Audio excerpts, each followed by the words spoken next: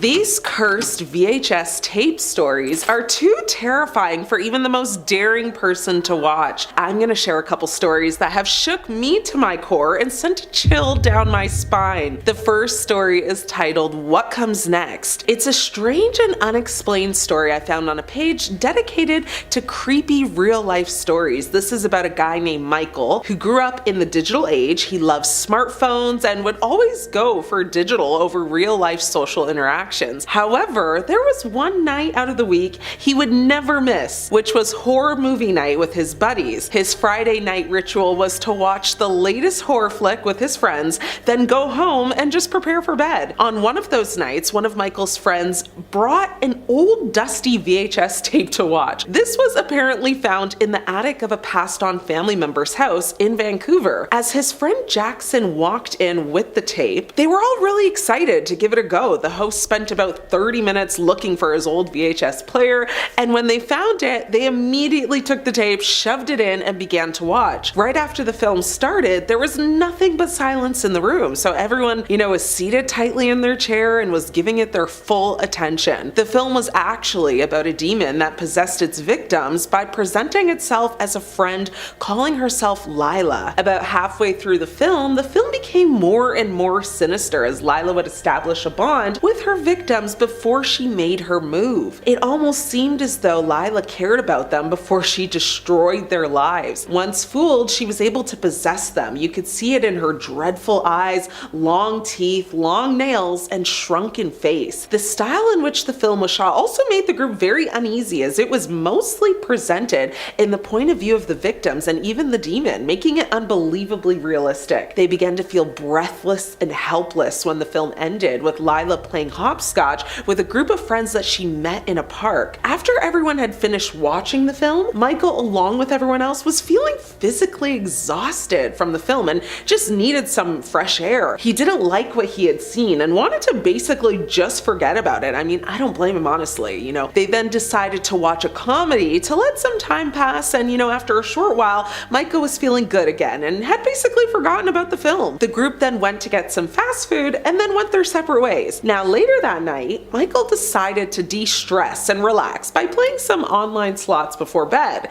He actually found that this was a great way to kind of unwind and just have a little bit of fun. It was late and he decided to get ready to shut off and prepare for sleep, but right before he shut off, he got a message from a girl called Lila. She invited him to check out this new online slot. Now, Michael was tired, and without even realizing who the message was actually sent from, he just opened the link and out of instinct and not knowing what was going to happen next. He did fall asleep, but then was actually woken up in like a puddle of sweat, completely drenched, to what he thought was just, a bad dream, like a nightmare where he was being watched by something that he couldn't quite explain. Now, over the next few days, Michael would begin to feel sick and even tell his friends that he wasn't feeling good and wouldn't make it to their next movie night, which he never missed. But here's the problem. Michael disappeared. He not only didn't make it to the next movie night, he didn't even make it out, period. His friends stopped hearing from him. He virtually just vanished. And although some time has passed, and most people assumed, that he just wanted to go live off the grid and disappear and,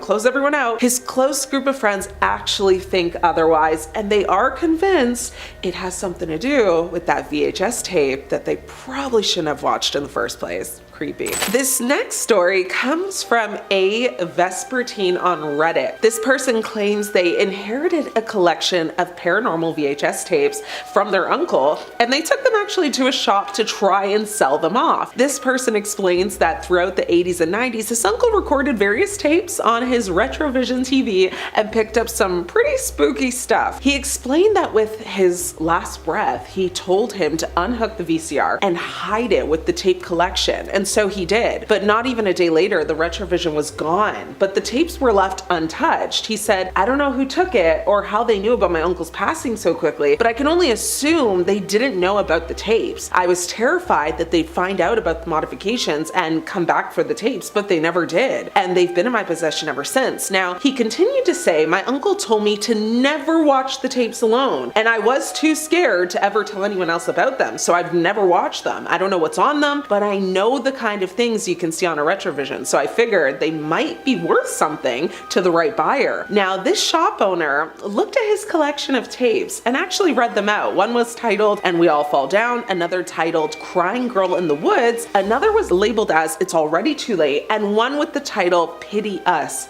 Now, the shop owner asked, "If your uncle's been gone for about 20 years or so, why are you only selling them now?" He responded by saying, "Well, I was pretty much still a kid when he passed, and by the time I was old enough to start looking into my uncle's occult connections, I had largely forgotten about the tapes. I just recently started poking around on heroickhollows.net to see if I could find anything that might have had anything to do with my uncle, and that's how I found out about this place, which is the shop he was at." Now, the shop owner said, "Listen, kid, before I make you an offer, I'm going to have to check at least a few of these to make sure they're legit," nodding to the 13-inch TV and VCR combo that he already had waiting on his desk. Now, he hesitated for a moment. He knew before, he came in that he would need to watch the videos, and he had been looking forward to finally actually seeing what was on the tapes himself. But after so many years of avoiding the tapes, he was perhaps, understandably, wary of what would happen when he finally unlocked their secrets.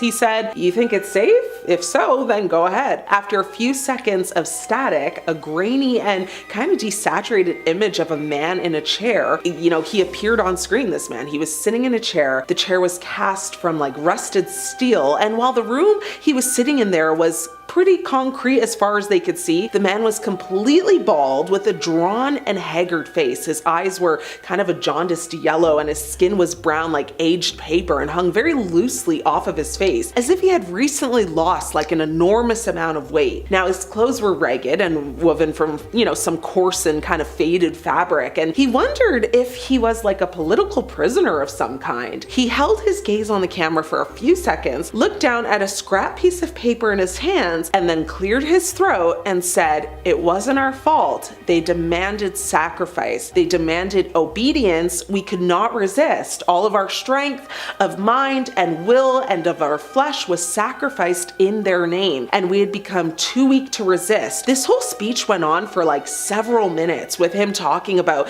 sacrifices and just a lot of other cryptic things. The boy and the shop owner heard some sort of signal playing over the man's speech, and they said it was very unsettling, and it was kind of like Morse code. Now, the shop owner started to desperately press stop, pause, and eject on the VCR, trying to get the tape out. When the tape continued to play, he then knocked the TV to the ground. He then grabbed his cane and actually swung it at the TV to smash it. The shop owner screamed in frustration, falling to his knees, and basically said that, this was like a psychotronic signal that they heard, and once it was deep enough into their brains, it would pull them into a different reality. How he knew all this, I don't know, but they said they started hearing loud noises, and he forced himself to look up, and when he did, he said he saw the silhouette of a demon among them that was slowly stretching its arm out to him. He said right before this demon kind of touched him that the shop owner hit it with his cane again, and suddenly everything just disappeared. The shop owner said these tapes have the power to summon demons and bring them into other realities, which is why his uncle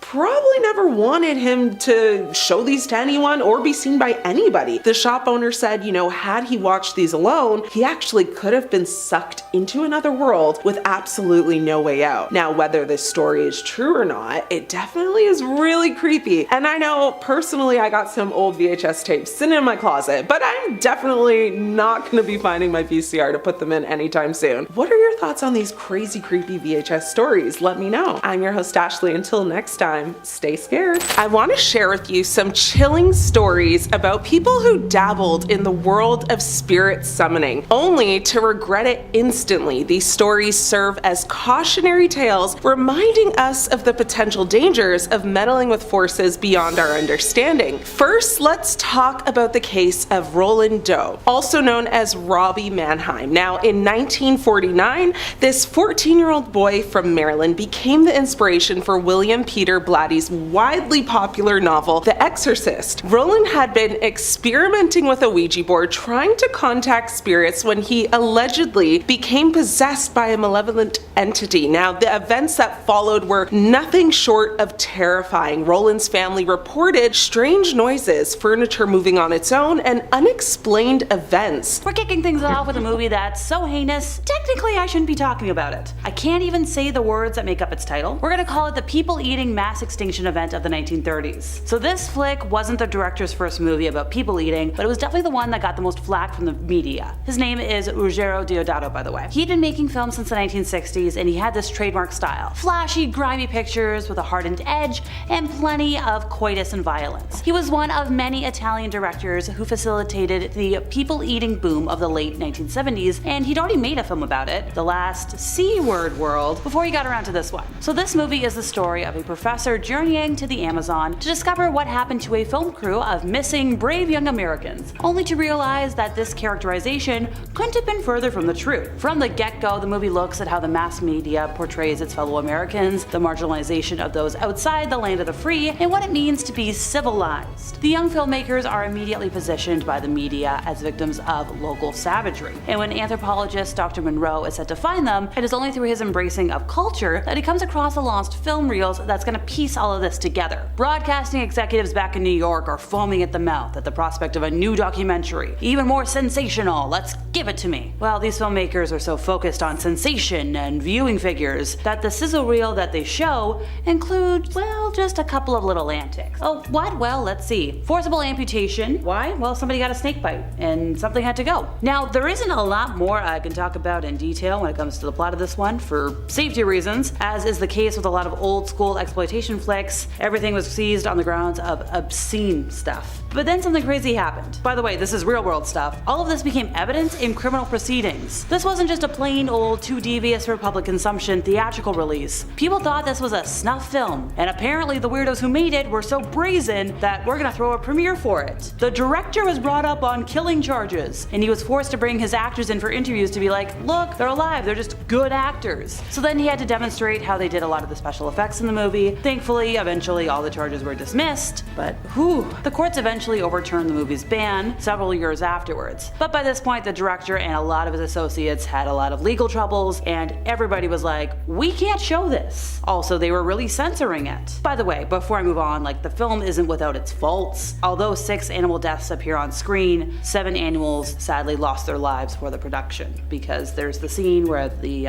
monkey dies. It was done twice. So I'm not saying it's ethically great, but yeah. Before the shot-for-shot American remake called Quarantine, Rec was a claustrophobic Spanish found footage effort that brought a fresh dose of claustrophobia and terror to the zombie genre. A TV reporter and her cameraman are conducting a routine interview at a local fire station when an emergency call comes in. Accompanying the firefighters to a nearby apartment, the news team begins recording the crazy screams coming from inside an elderly woman's unit. After authorities seal off the building to contain the threat, the news crew, firefighters, and residents are stuck facing a lethal terror inside. With the camera running, survival for everybody involved seems kind of unlikely. So Rec is quite unsettling as it moves at a restless clip, using the found footage device to inject a new kind of immediacy to the zombie concept, which is kind of funny because normally zombies are quite slow. The plot is simple enough, and the cast is populated by stock characters, but the film overcomes the shackles of its tropes with pure energy and, well, how it did things, including the absence of any music on the soundtrack until the end of it. So it often really does feel like you're watching a horrific documentary, one that continues with the same breathless momentum in the sequel. And as the unpredictability of the scares goes from one act to the next, it's kind of hard to watch without some lights on. Looking to cash in on the success of films like Paranormal Activity and The Last Exorcism, The Devil Inside tries its best to be something that is, well, doomed to fail. The film desperately wants to have that same creepiness and, all the stuff that made its predecessor so great. But unfortunately for director William Brent Bell, The Devil Inside squanders what could have been a pretty good movie, opting instead to rely on found footage trends in a bad way, and also a horrible, pretentious ending. So this movie revolves around a woman named Isabella Rossi. She travels to Italy to investigate her mother's involvement in a series of exorcisms gone wrong. Along with a documentary filmmaker, they visit a mental institution to meet with her mom. Now, this film was kind of, well, it was the worst movie of 2012. And it's very, very bad, and not bad in a good way. It's the kind of bad that gives bad a bad name. Lingering only on one screen in just one movie theater 5 weeks after its release. Look, the people people filming this must have been like, oh, we can fix this in post. Yet, turns out they can't. No retroactive intervention would infuse a single frame of it with the merest little bit of terror that was promised in the ad campaign. And because of this, the producers were kind of forced to rely on an entirely, well, it was just a cop-out. And it ended the film with a link to a website at which further information on the case in the movie can be found. Sure, on the surface, the premise is actually somewhat intriguing. The Italian backdrop seems like a cool locale for a movie like this. We all know, like, Italian films tend to really go for it. And the prospect of unsanctioned exorcisms is also a nice twist on the genre, good trope, and there are a few interesting character-driven subplots that really could have taken the story to another level. But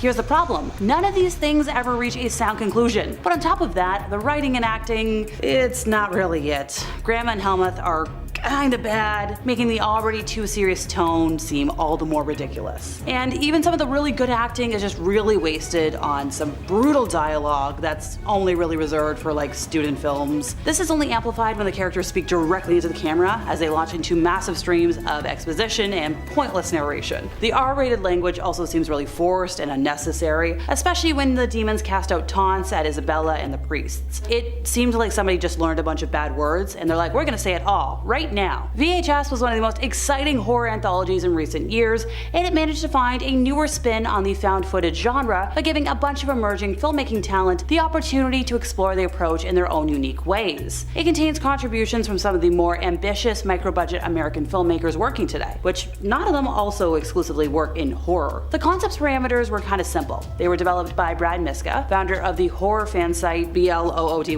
Disgusting. A group of young hooligans are tasked with stealing a mysterious tape from an ominous home. When they come across a heap of unidentified tapes, well, then we've got the framing device begins, as each cassette contains another morbid encounter. What happens? Well, the resulting experience is their own private horror festival, with shorts by known indie filmmakers David Bruckner, Glenn McQuaid, Joe Swanberg, T. West, and the online filmmaking collective known as Radio Silence. Now, despite the chorus of indie names involved in its production, VHS maintains a surprisingly fluid structure. The lo-fi video quality and overwhelming atmosphere carry over into each chapter. Most segments have a fair share of cheap scares, but they also delve into the art of the build-up, delivering a series of grim jokes with some really great punchlines. It works to a large degree because it asks for original lo-fi stories from filmmakers who already excelled at doing just that, and it's a total blast to see them all working together in ghoulish harmony. The equally delightful sequel, by the way, proved this approach wasn't an anomaly, but like, we want more. And finally for today, Stephen Cognetti's Hell House LLC. Yeah, it might not have much to distinguish it from other found footage films in terms of setup, but it was so good. So what's the premise? Well, there's this documentary crew investigating a haunted house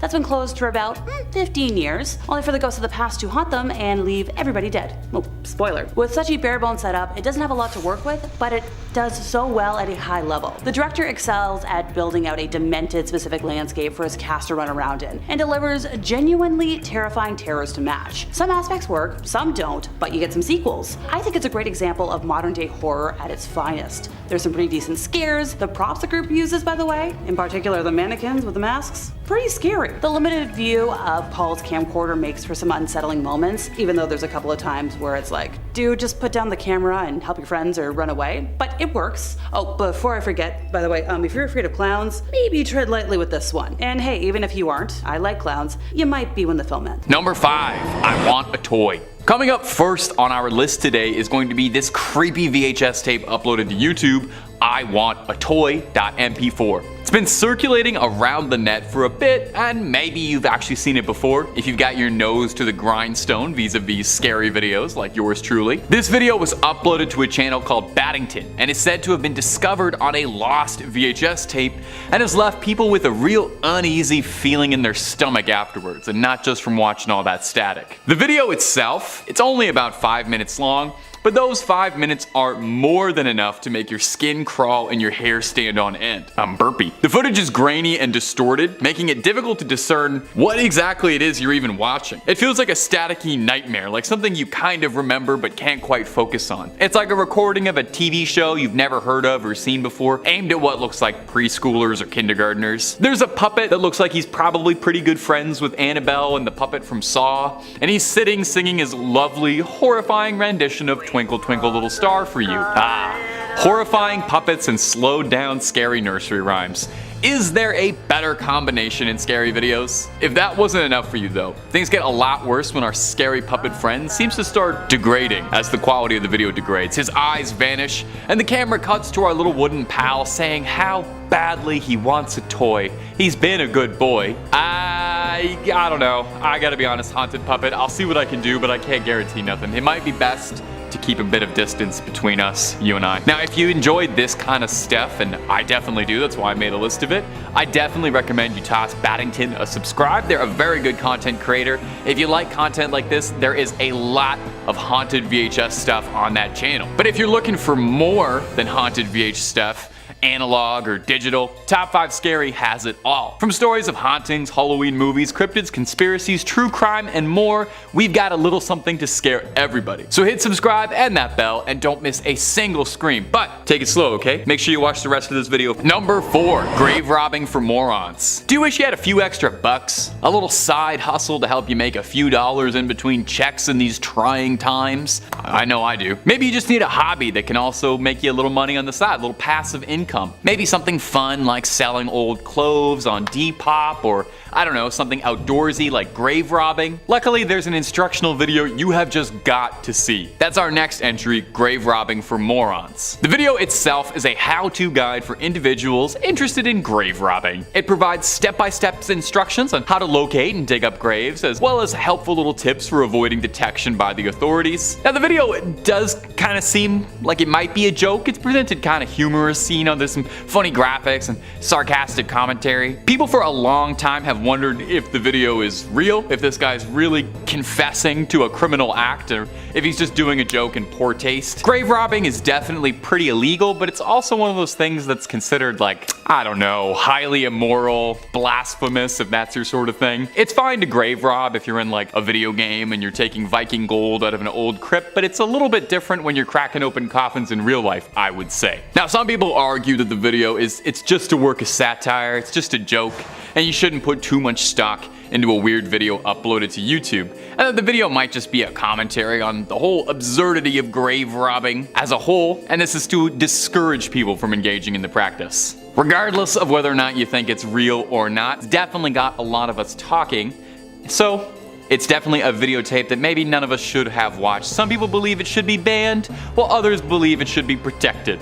That's all I gotta say about that. Number 3, the Paris catacombs. The Paris catacombs really don't need any help being scary. It's a tunnel filled with the remains of hundreds of dead bodies and more bones hanging up than a museum, so even a well-lit guided tour with a stop for some coffee and fancy snacks would probably still leave you a little bit unnerved and scared with just a dash of heebies and jeebies. Oh, if only a nice walk through the catacombs was what I was showing you. Instead, I've got a terrifying video of someone running around the catacombs like they're a first-person horror game. Now, why is someone running through the catacombs? Are they running from something that's behind them? Running in the world's worst marathon? Are they just scared because they're lost and they're desperately trying to find their way to the exit? The camera gets a lot shakier as the video keeps going, and the person seems like they're running faster and faster and getting more and more stressed and scared as they try to find their way out of the never-ending, wet, dark, dank annals of the tunnels below. At the end of the video, the camera drops and footsteps are all you can hear. So we have no idea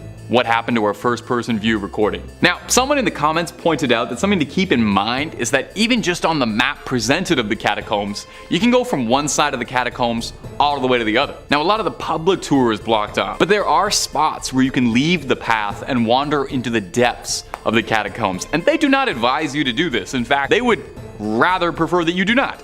You can get yourself really lost. Parisian police seal every entrance they find that isn't supposed to be on the tour, which means potentially you could go into one entrance, come back and find yourself in a sealed entrance, and you can do this for miles and miles. Explorers who are familiar with the catacombs say that the depths aren't even slightly mapped out. So there are miles and miles of just unknown catacomb out there. There are ways down no one knows and paths that could lead who knows where. Just hope you're not claustrophobic. Number 2, Candle Cove. If you're really tuned into internet horror and creepy campfire stories for a digital age, then perhaps you've come across Candle Cove before. This freaky story in particular actually scared me to my core when I was younger, like really chilled my bones. So it feels very appropriate if I can traumatize a new generation. I love to give back. What can I say? I love to keep the cycle. The legend goes that Candle Cove was a TV show for younger audiences about pirates, my favorite subject, filmed as a puppet show like something like the Thunderbirds. It first popped up on a forum for nostalgic TV, where someone asked if anybody remembered this old show Candle Cove. Tons of users came out of the woodwork to share their stories and happy memories of this silly little show. It was like a group effort, everybody tossing in what little bits of trivia they remembered. But people were frustrated that it was hard to find any footage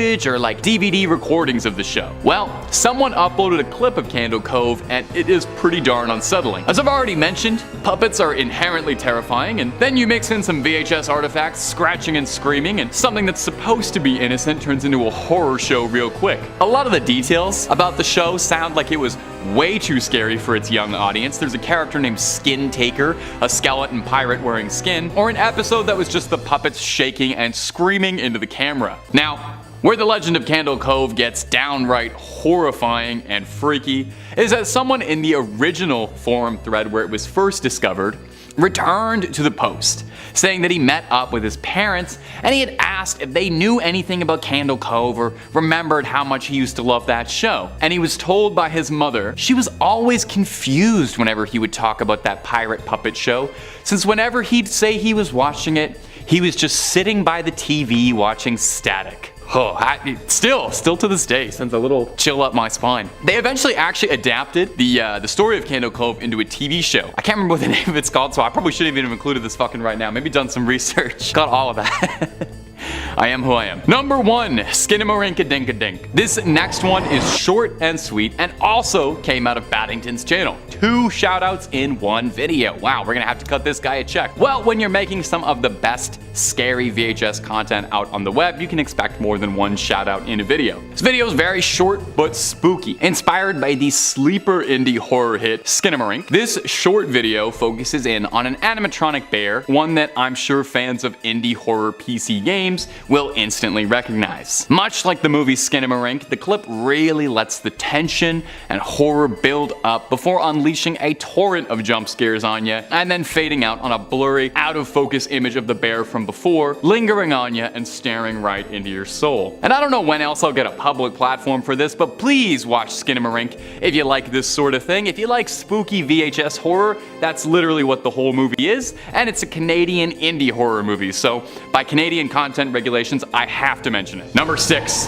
the bonus haunted video. I know, a 6th entry on top 5 scary. What is he doing? He's letting the power go to his head. I know this is top 5, but I found a 6th one and it was just too good not to include. The story about it was amazing. The footage itself is horrifying, and I think you'll agree with me for including it. If you found a videotape that had a mysterious blank label reading "surprise," would you watch it?